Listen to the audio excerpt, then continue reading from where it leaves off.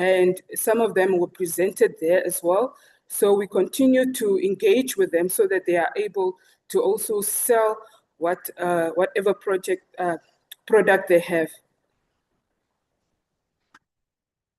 So when it comes to the research for impact, most NAST research that came through DRIP, we have noticed that SDG 4, which is quality education, was dominating at 17%, followed by SDG 7, affordable and clean energy, which was at 11%, and then SDG 13, climate action, which was at 12%. And this data is from 2011 to 2025.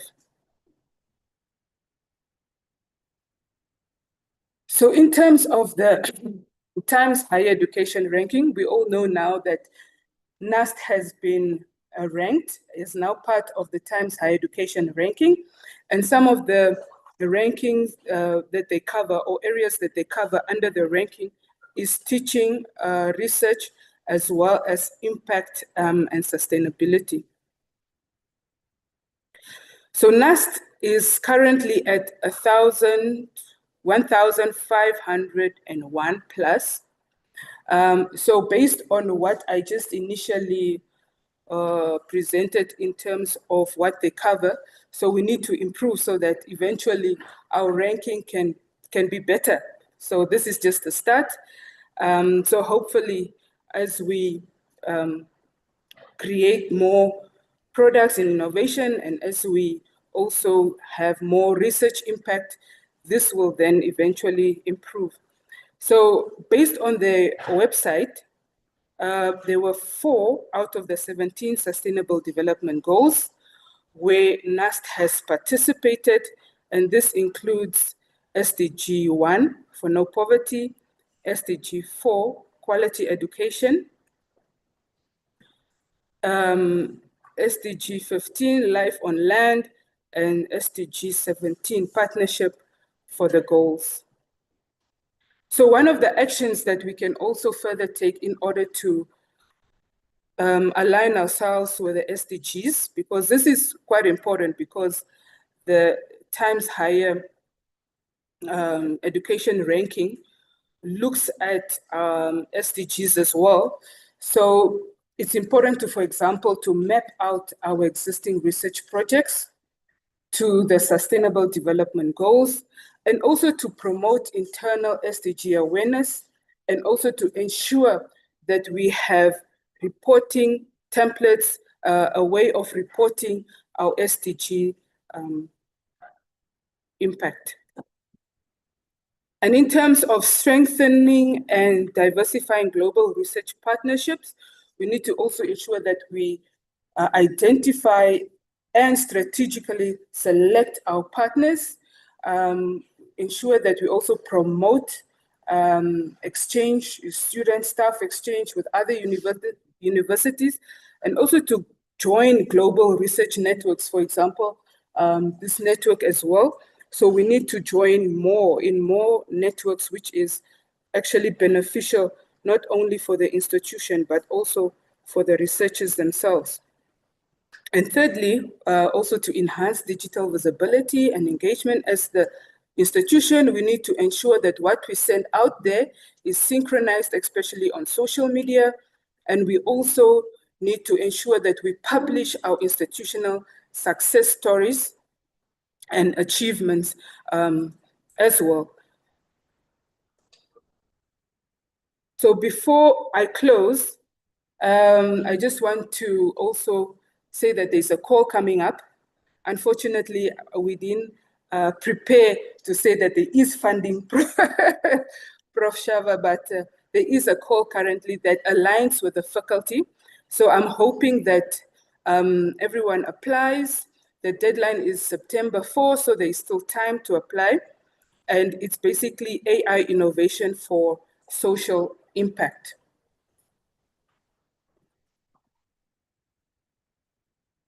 So just to conclude, DRIP is there to support build capacity, provide grant writing assistance. You also have access to networks and unlock collaborative opportunities. There's also mentorship across different disciplines. And also, if you partner with DRUP, you ensure research quality and compliance because we follow the requirements of our donors in the event that you apply for proposals, and also visibility because we'd like to publish your success stories and also to promote long-term success. So I just want to end off to say, if you want to go fast, go alone. If you want to go far, go together with DRUP as a partner. So make sure to partner with us. Make sure to partner with us, and then you'll see success. I thank you.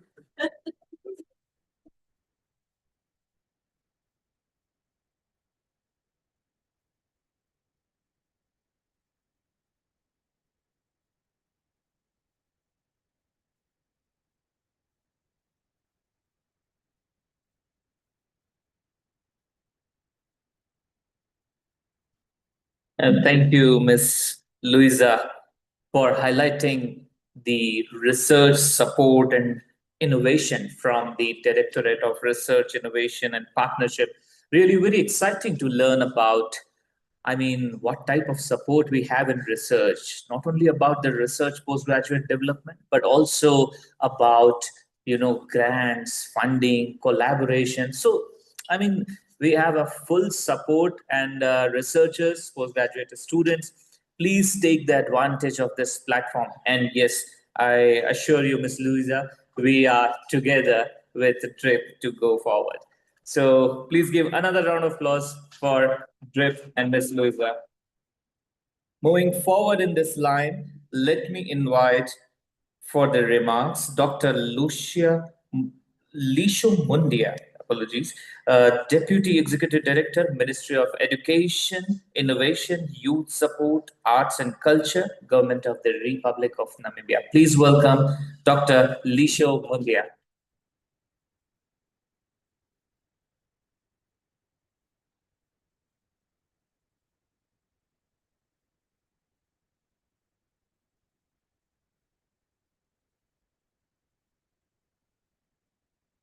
Thank you so much, Director of Ceremony. I see you are really becoming a linguistic. See the way you pronounce my name, I would have thought you are from my village. So then I remembered, see, you are indeed from my village. Yeah, allow me to recognize your good work, Director of Ceremony, and recognize in our midst also our host, the Prof. Shaba. I'm not sure if we still have the acting DVC, but in his absence, Prof. Collins Stanley, and my dear brother from National Research Foundation, Mr. Tiamo. We have been together for many years. When I saw your name, I wasn't sure if you are around because you didn't report yourself. But we'll talk now that I know you are here. Please feel welcome. Dr. Matros Karases is in absentia. I think we have seen a representative, but I've met her. We have Prof. Swama Amnyela, a dear sister of mine, very persistent. So, Doctor, you must be here. And of course, allow me to recognize our research chair in our midst, and any other research chair that exists.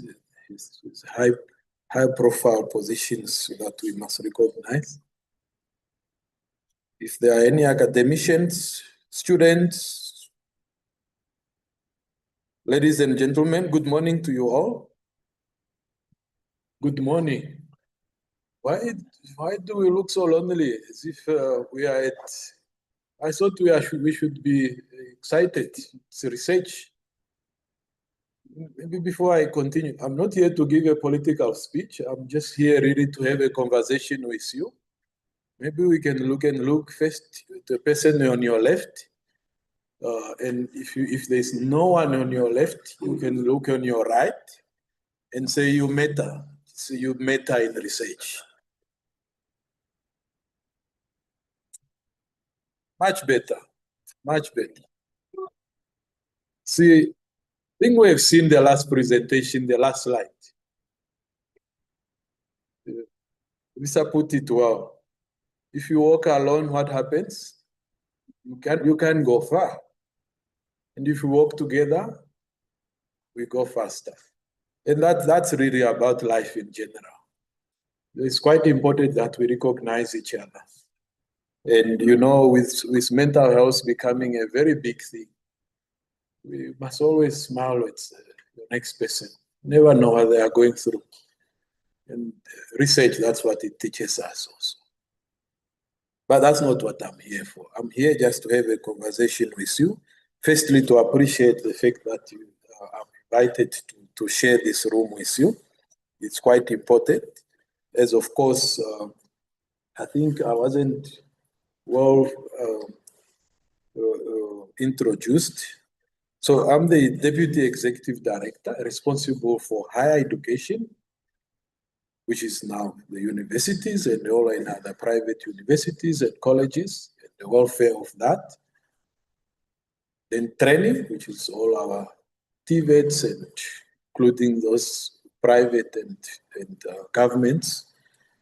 Then the last leg, which is research and innovation, which is still universities, research, including those of private. So I wanted to say that so that you appreciate why I'm here. I'm always passionate. When research days were introduced, I was part of them, the staff member at NAST. In fact, when NAST was transformed, I was part of the family. So I'm always following to see that what we have said and what we have promised at that time is still happening. And I recognize some of my dear brothers and sisters among the audience. Though I'm aging, I see they are not aging. Maybe I should come back. Because there's something about being academic.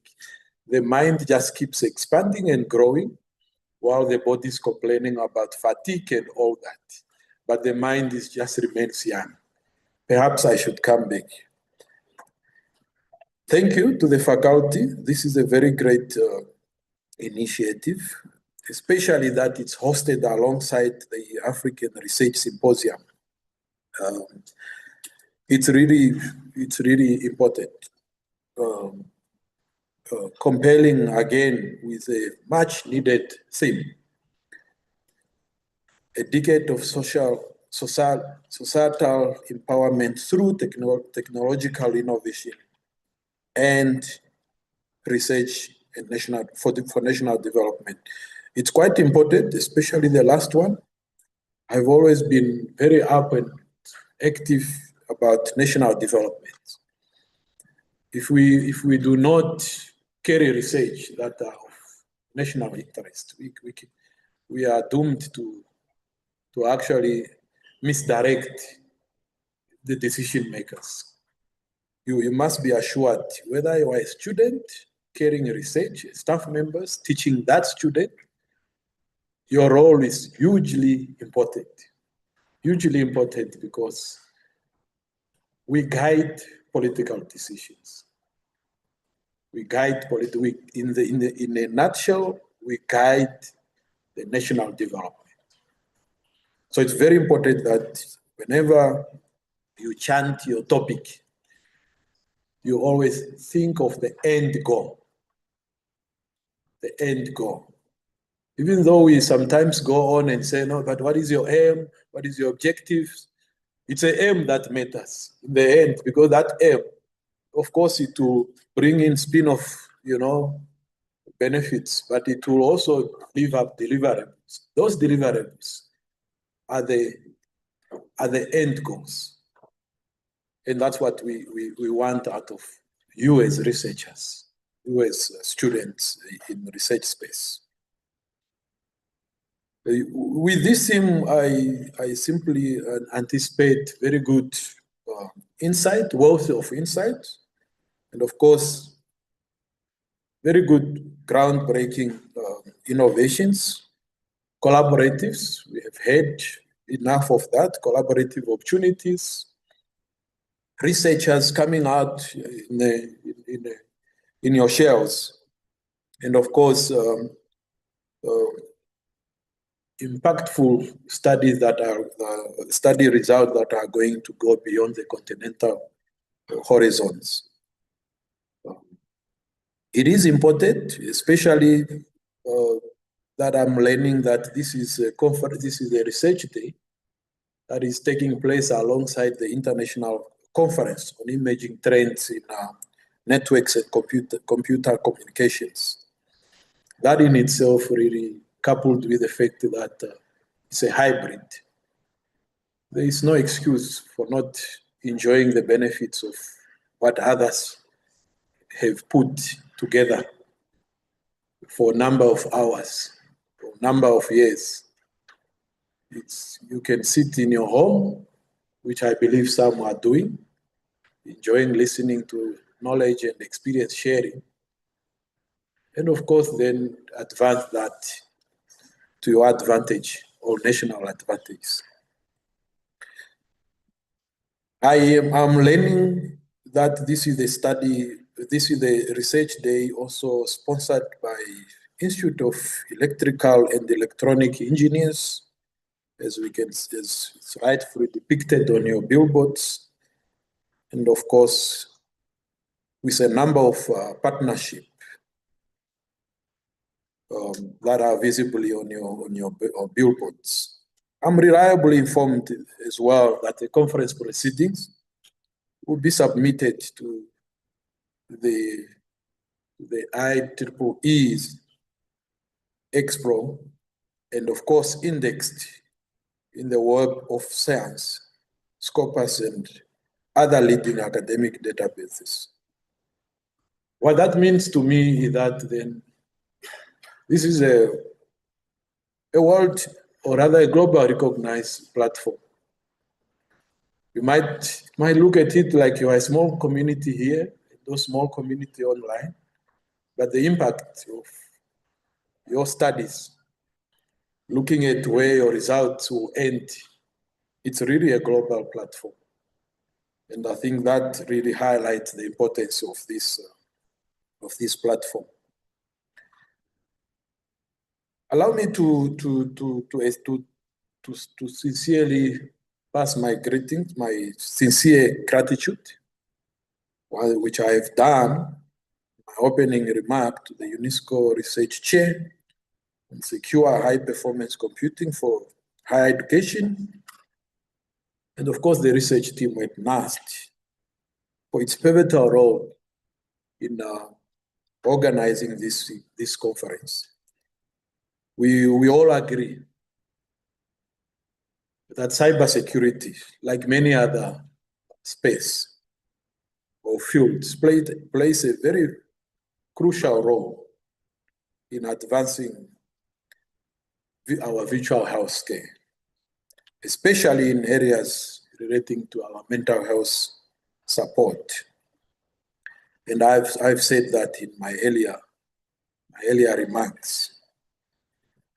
But we all know it also plays a huge role in our overall well-being, such as our cancer treatment, our social connectivity, which of course we are connected to some of our participants.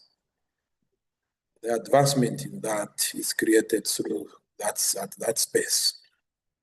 It also facilitates collaboratives, not only in the space of connectivity, but in medical experts globally, improving the accuracy and efficiency of medical diagnosis. This research day, and of course the African Research Symposium, serves as a dynamic platform for academic recognition More so because your results will cut across borders. In terms of collaboration, we have witnessed that. And the exchange of ideas, we have started witnessing that. With this knowledge sharing, believe me, it will shape the future of technology, not only for us in here, in this room, or those in the platform, but the results that are coming out. It will be living knowledge for generations to come. Equally, this platform also presents a vital opportunity to highlight Namibia's emerging leadership in digital innovation, a testament to our national commitment to leverage technology as a catalyst for inclusive development and sustainable growth. With this, I want to urge all of us, including those that will just come deliver our statements and go back in our offices, to connect, just listen to the presentations. I believe that it's platforms like this where knowledge sharing can be built, and of course, you can also have your meaningful, lasting, collaborative or partnership. We have now listened to my dear sister talking about partnership. You can never execute a research without creating partnership. And I believe that among the room, you start to have that partnership, because your research will not be done by you yourself alone, but by also input from the next person sitting next to you. It's my belief that those partnerships and of course collaborative and knowledge sharing would inspire our youth and reaffirm our shared vision of digital empowered Africa that we all want. With that, I thank you and wish you the best deliberation.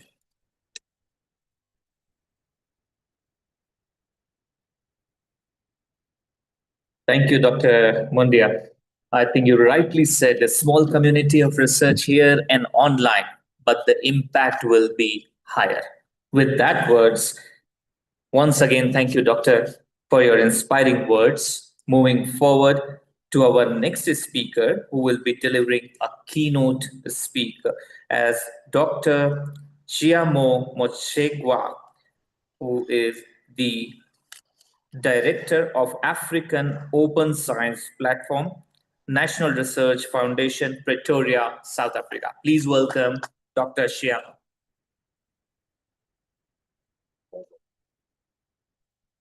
Thank you very much, colleagues. While they're putting up the slides, I have to say, when I grow up, I really want to be like Dr. Lishu one day.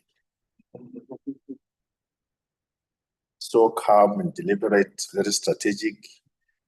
And like he rightly said, we've engaged over the years, this time at NCRST.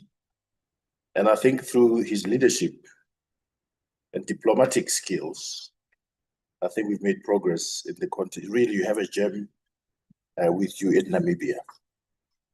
Secondly, I'm no stranger to Namibia. I've driven from Gaborone to Windhoek just to have lunch at Joe's Beer House. This is true. I was at University of Botswana before I took up this new role. And I drove to come attend the African School of Physics in 2018. And I think it was a joint collaborative effort between UNAM, NCRST, and NAST. So when Professor Singh was worried whether I would come, I just kept quiet. He kept on saying, give me a WhatsApp, are you coming? So really, for me, I've engaged Namibia a lot. And when I want things done and who to partner, I come to Namibia. I've done 3 projects through SIAS. Who knows SIAS? Southern African Innovation Support Program. The program office was right here at CRST with the finish. We done a project in 2013 to 2015 on developing technology transfer offices. Then it was with NBI, I remember. Yeah, we were here. And together we thought about regionally how we could provide services in terms of intellectual property, technology transfer, and other things. We also did a second project during the second phase of SIAS regarding developing, this in Botswana, the University Industry Government Co-Creation Platform.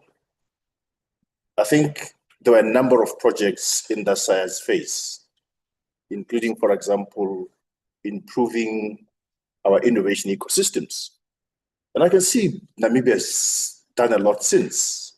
And I think it's through your intentful, purposeful approach to things that this is happening. We also here in Namibia, I think 2022, Lisho, at the Southern African Regional Engagement on AI. Again, I think you had a task team that thought about what AI means for Namibia. And I think this is quite instrumental. We cannot talk about these technologies as if they're coming from somewhere else. We need to domesticate these things. So I feel that I need to emphasize this because Namibia is a small country, but even as a small country, you can do a lot to provide leadership. And I think it starts by configuring ourselves internally within an organization, within a national innovation ecosystem to work together. So I really was very happy to hear the language that came out yesterday about UNAM and NAST working together. And we're looking forward to you leading us on this. We know it's a problem across the world, really. Universities compete. And I think governments can play a role to make sure that when we report to the government funder, we have KPIs that talks to collaborations and partnerships. I think Dr. Lisho is undoubtedly cognizant of this. Colleagues, this is a symposium and we're having a conversation. Dr. Shava, I'm wearing a different hat now, not a regional hat, but an African hat. I was going to put my Ghanaian shirt that I bought last month in Ghana, but then I thought, Dr. Lisho is always very nice. Let me just take my only suit and bring it in. So really, I've taken 5-year leave from my university. I'm a computer scientist by training. My first degree is computer engineering, my PhD computer science. I've done 15 years, 16 years in the UK in London. But I made a purposeful intent to come home in 2011 after my postdoc. I was aspiring to be this scientist who becomes a professor. But then I landed, I found out that our ecosystem was not ready yet, to do the type of research that others are doing in the world. So I'm a testament of sacrifice in terms of academic progression to do what I'm going to tell you today, so that maybe my son or my grandson can do better science. And I think it starts by us configuring ourselves at an institutional level, at the national level to do things, some of which the Vice Chancellor from UNAM mentioned yesterday, platforms on top of which we have the technologies, but we use them to do things. So I'm excited today to really do two things, to tell you about AOSP, which is the African Open Science Platform, but also maybe to give ideas, maybe how as Namibia, as a country, also regionally and continentally, we can move together to advance. So really, you could stop me, that would be my talk. But I really want to make sure that, colleagues, Africa is huge. It's amazing, sometimes we talk as Africa as a monolith. I mean, look at that scale. Look at that scale. We should be proud that we have a continent as big as this and the potential that it provides. And we should not be timid about our potential. Obviously, the size of the continent has been made to look small, primarily because of the historical use of the maps, but it is big. So I'm not going to stand here and say I'm talking for Africa as if it's a small country. It is indeed big. The other thing, when we did the projects that I talked about, especially on IP, we had a consultant from Malaysia who was hired by the World Intellectual Property Organization. You know, during one of the sessions, he was coming to tell us about the opportunities for advancing intellectual property policies at organizations. You know, he took us to the side. He said, you know, look, you as Africans, you will never catch up if you're always catching up. You know, you'll never catch up if you're always catching up. Look inside and talk and think about what is it that you have as a competitive advantage. and then others will catch up with you. He says in 1923, the British took the seeds of the palm trees from Ghana, which was then, I think, Gold Coast, and took them to Malaysia. Today, Malaysia has got the full value chain of everything to do with palm trees, palm oil, cosmetics. Ghana is a net importer of palm oil. What he was saying was that we got potential to look inside and to excel with what we have and what we know, and then the world can follow us. I was talking to Anton. Forgive me, I'm not being technical. I just want to have a conversation. Anton was saying, as Africa, look at back 5,000 years. When have we ever led the world? Is there an era where Africa as a continent has civilization that ruled the world? And he didn't know that I have this slide. There's a lady from Tanzania here. There were tribes in Tanzania that they were doing steel 2,400 years ago. Steel, we know what steel is used for today. But the technologies for doing steel were done in Africa as far back as 2,400 years ago. But we have not built up on that to do things that the world is doing with steel. Of course, you can introspect and say, why is that the case? But there's no limitations of what we can do as Africans. It's always a question of how can we unlock the potential of what we can do. I'm here to tell you that it's not always about money. It's about configuration sometimes. Are you configured to do things? If I give you $10 billion today, what can you do with it? Are we configured to work together? Are we configured to co-plan? Are we configured to create the value chains that we need? Colleagues, the whole talk of my slides could be based on what I've put here.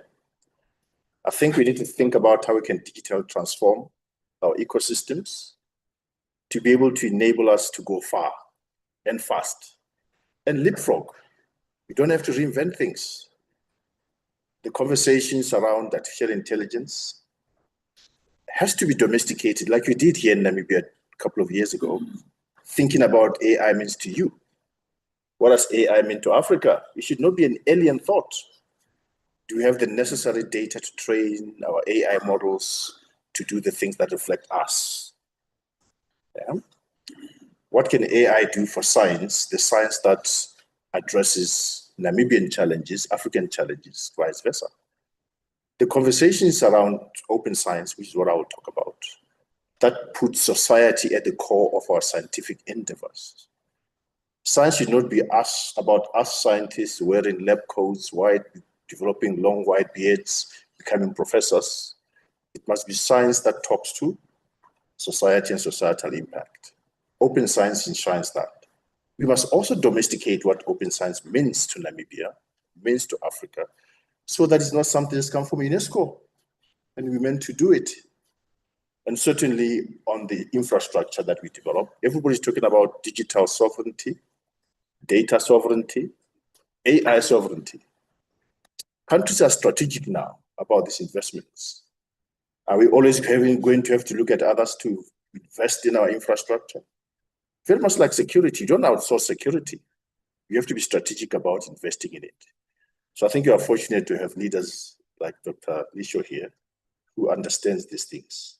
And I think with investments that you're already making and partnerships that you're already making strategically in infrastructure, this is great. Colleagues, the challenges and opportunities presented by the scale of Africa are many. And Africa sees itself as elevating itself to be a partner in the world, addressing even global challenges. You'll see on the left-hand side, on the right-hand side there are some policy instruments that talks to how Africa can address its challenges through science, through digital transformation, and through data. Again, at a continental level. At the regional level, we have the same conversations. I chaired the SADC Cyber Infrastructure Expert Team as far back as 2014 that developed the initial framework that eventually got approved, talking to how we can develop a regional ecosystem using cyber infrastructure. It's very critical that we are purposeful in engaging to drive these things. How do you eat an elephant? One bite at a time, isn't it? Africa is huge. We have the region, SADC. SADC has got so much potential globally, not just in Africa. If you are connected, if you are integrated, if we co-plan, And certainly, if you look at our strengths, we can actually move very, very far. I was in Kinshasa for the SADC ministerial meeting in 2023, and the hotel that we were staying in was overlooking the Congo River. I mean, you have to see the river to believe. It's huge. If that river has got an hydroelectric dam, we would not have load shedding in South Africa, let alone regionally. One river, half of the continent will have lights. We just have to get our act together. So really, these regional economic bodies presents a very good opportunity to even amplify what you're doing at the national level to a SADC region. And indeed, there are indicators and data collected, how we're doing regarding this continental integration, including starting regionally. Have a look. The report shows that we're actually doing very well, but we could do more. Please show, Botswana and Namibia are supposed to have movement, free movement, where I can just use my Omang. Imagine full movement of scientists. When I go to Europe now, I have to go through long visa process. It's as if I'm going to heaven. Just as a scientist, a competent scientist going to a conference around the world. So fortunately, when I got the job as ASP director, I wrote a motivation when I applied for the Schengen visa. So at least now I've got 5-year visa. So I don't have to go. I feel privileged. Mobility of scientists should be at the core. Me coming here to talk to you face to face has got more value than if I did it. And I think it's very important for young scientists to also be able to travel around the world. Go to see other science systems. I was in the UK one for 50 years, and I can attest they can also learn from us and vice versa. I used to have a friend, Sekatela. Yeah? Very calm. He was in Russia. I remember the first time I saw him. We went to Russia. We need to connect science systems, isn't it? Yeah, go to Mongolia, go to China, go to Russia. There you go. Colleagues, science is key. Give me some indulgence. I'm paying for my hospitality here. I have I was told the executive room there, Prof, is the only one. Everybody's asking me, are you staying in the executive room? I said, yeah. So thank you very much. So I'm paying for your hospitality here. Yeah. Indulge me. I really appreciate it. So science should address societal challenges. It must be a different science now, not the science that promotes me as a scientist. It should not be business as usual science, isn't it? But transformative science. And the ISC has done this fantastic work on mission-oriented science. I'm glad that Louisa talked about SDGs. Everything was about SDGs. You'll see here that not many SDGs have got green in them. We are struggling attaining SDGs. Many issues, primarily lack of data is one of them. Yeah? The science must talk to social transformation. You'll see there what is involved, what will be required strategically at all levels, what we need. Co-designing, co-production, co-delivery, working together, like Lisa was talking about. Indeed, there was a call for the sustainability hubs. Was it last year? I hope that they'll have calls every year. She talked about Nexus, the interface. No longer are computer scientists working alone by themselves. No longer are the health people working alone. The problems, interesting problems, even for research, for young researchers here, they're at interfaces. You can do fantastic contributions through working in the interfaces. I'm showing you an example of these sustainability hubs that will promote this multidisciplinary work. There's also a call that's just finished regarding the International Decade of Science for SDG, for Sustainable Development. Again, it's about this multidisciplinarity. Have a look at some of the initiatives that are endorsed already there. I don't know why the results for this call will come out, but you can engage in some of those initiatives. Colleagues, I was also just 2 weeks ago at the launch of the United Nations, so one of the hubs. We talked about partnerships, Louisa. UNU is doing a lot. NAST can engage UNU. Professor Marwala, who was in your committee for the AI task team, is now the rector. I met Marwala in 2001 as a postdoc at Imperial College. I was just a first-year PhD student then. And he tells me that he's coming to South Africa. Postdoc from Cambridge in 2001. I don't know how many hours in a day that gentleman works. He's graduated so many PhDs. He was the Vice Chancellor of University of Johannesburg, yeah. Now he's at the UN. It just shows the possibilities now talking to the researchers here. He was an African student in Europe, came back, South Africa enabled growth of its scientists. And I think you do the same in Namibia and Botswana. We have leaders right here who can do things on an international scale. So he's the Vice Chancellor or Rector of the UNU. He came for the launch of this particular hub. I'm mentioning this because this is where we can do interesting work that is impactful. Talked about impact. Government wants impact. Lisho wants, when he funds something, demonstrate to him that there's impact, so that 5 years from now, government is also happy when elections come, yeah? We also at the United Nations, on the side margins of the STI forum, science must inform decision-making. Remember, this is a symposium. I want to share some of these things without being technical. Science must inform decision-making, and science must be integrated at all stages. And we must strengthen this science policy interface. It must be natural for me as a scientist to be on Prime Live TV talking about science and how it impacts lives, isn't it? But here's the problem. We have an elephant in the room. We need to preserve the integrity of science, isn't it? There's a temptation to cut corners, and it's always been human nature, especially now with the advent of technologies that allows us to do things differently.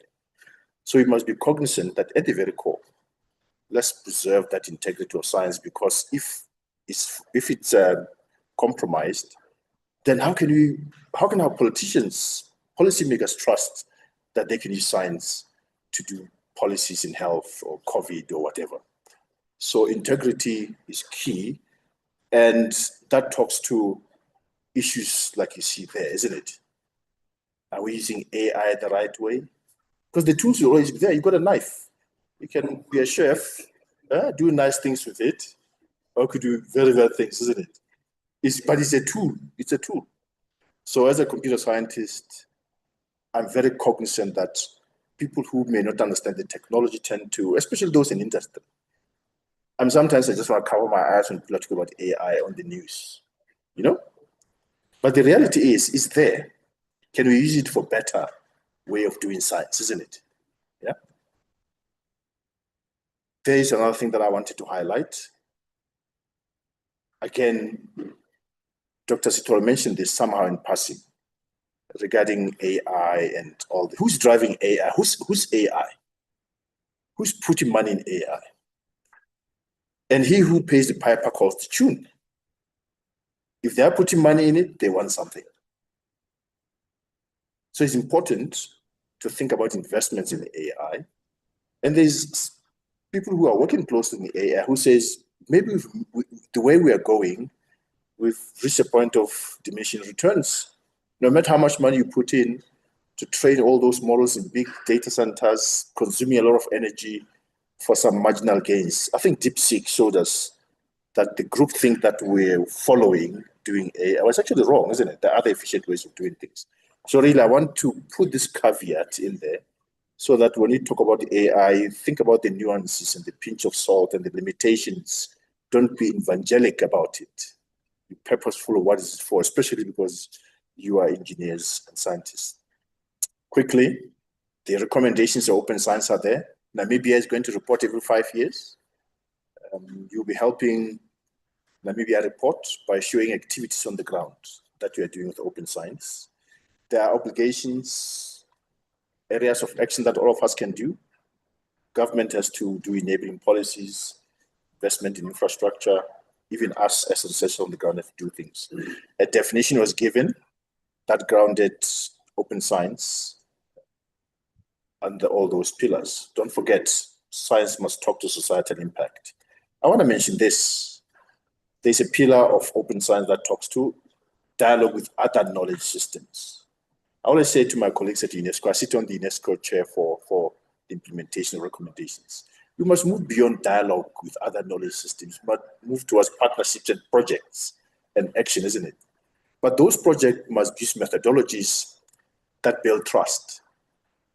If you go to indigenous knowledge owners and say, no, I want your data, they don't trust us anymore. Why? Because over the years, the conventional science has exploited them. So they say. I mean, it's possibly true. There's no shortage of examples, which is why the care principles that were coined regarding indigenous knowledge and data governance, cognizant and sensitive to the needs of the indigenous community, are important. This was actually coined at the margins of the International Data Week in 2018 that we hosted in Africa, in Botswana. And they were now written up. You must now do FAIR, as in findable, accessible, interoperable, with care. And we should have methodologies that then talk to indigenous knowledge owners to do things. Colleagues, when you talk about open science, we also be purposeful about the value proposition. Nobody's going to invest to have this kumbaya about feeling good about science. No, it must be for a purpose, isn't it? If everybody asks you, why should you do open science? Here's a one-pager that you can show him. A small country with limited resources is better off investing in these open agendas because you amplify the impact of what you have. If Lisho is investing in something and NAST and UNAM are working on it together, is better than if it's all fragmented. Very, very nice template. But we must think about what open science means to us as Africa. Let's domesticate it. Look at the issue of data, for example. In Namibia, are we intentful about thinking about data, both at various levels, including government, maybe bringing government closer to the Namibians? Data values, data citizenship, data literacy, and the data stewardship to make the data available. And certainly, where is the data?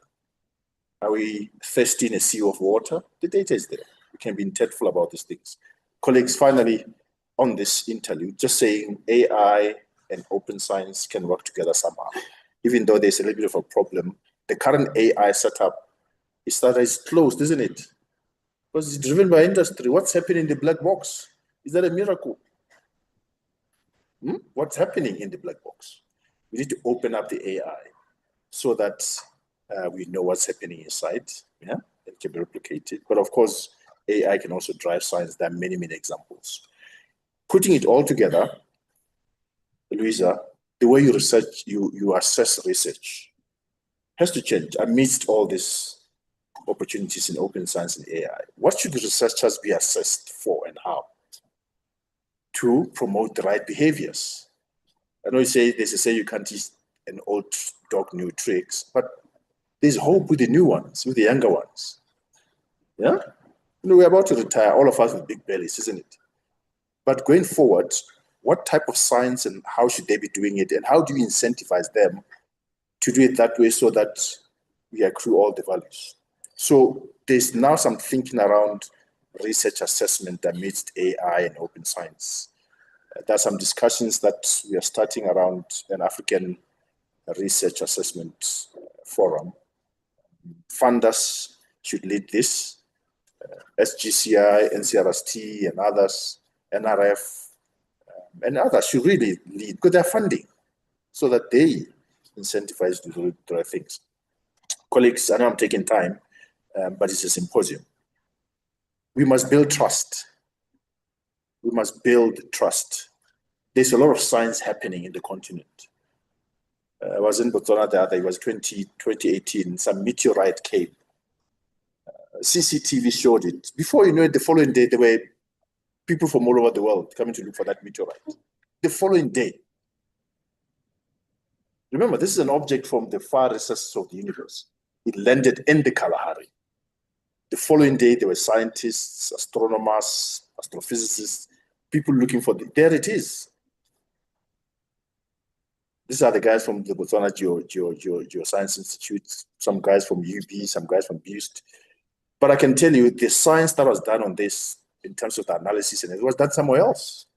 And I'm sure the publications that came out of this done somewhere else. Now, you tell me, there's a lot of science happening. Can we do more to be configured for this? Very quickly, we need these ecosystems, colleagues. Ecosystems that allow Namibia researchers to work together, enabled by all this. The blueprints are there. We can start building towards them. It's all good, but where is Africa? Give me 5 minutes. The rest of the slide, I'll leave them. Where is Africa in all this conversation? One thing I've learned is that sometimes you're worried about what other people are thinking, but sometimes it's not a race. It's a marathon, isn't it? 1,000 years from now, nobody will remember whether we're behind or not. If you're running your race, isn't it? Yeah, so we need to take stock of where we are, which is what we did. And this led to a development of a strategy that constituted what I took 5 years away from my university to come and try to lead, wearing an African hat. We want to develop, it's a new initiative, which is why I'm here, because I need, what did I say, Namibians are doers. You're going to make this happen. You don't need this just in the continent, you need it also here in Namibia. You need a Namibian open science platform. We need a SADC open science platform. We need a continental open science platform. So all these things could be done at a national level, because then it allows us to drive alignments, to identify critical gaps together and set priorities together, to deliver programs, to mobilize resources, to enhance what we do all around open science. So very quickly, my office, which is just the coordinating office, is based at the NRF, hosted by South Africa. I'm not NRF, I'm running a program embedded by South Africa for Africa in NRF, yeah? So I always want to make sure that is important. It's an African initiative. South Africa bid to host it. But it's important for NRF and other funders and CRST to think about how you can advance open science. And indeed, NRF presents an opportunity because they've got these huge national facilities, yeah? That also can be used for promoting things. Quickly, we have a Pan-African footprint. We have an office in Kenya at the African Institute of Capacity Development for the East African region. We have an office in Egypt